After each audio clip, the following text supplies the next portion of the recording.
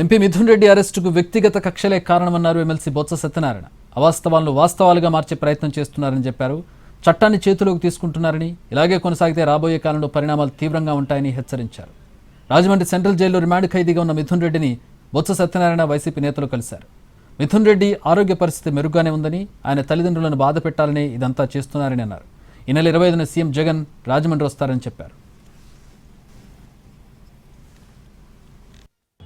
ఇది వ్యక్తిగతంగా ఆయన అవమానపరచాలని, లేదు ఆ కుటుంబ సభ్యుల తల్లిదండ్రుల్ని బాధ పెట్టాలని చేస్తున్న ప్రక్రియలో భాగం తప్ప ఇదంతా కూడా మొత్తం జరుగుతున్న అదంతా కూడా ఎవ్రీథింగ్ అంతా కూడా ఫ్యాబ్రికేట్, వాస్తవం కానిది, వాస్తవాలు లేనిది.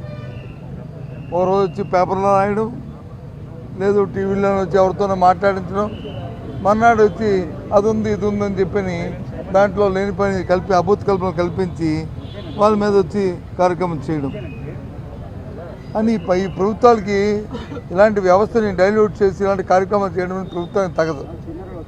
దీనివల్ల రాబోయే కాలంలో చాలా పరిణామాలు తీవ్రంగా ఉంటాయి.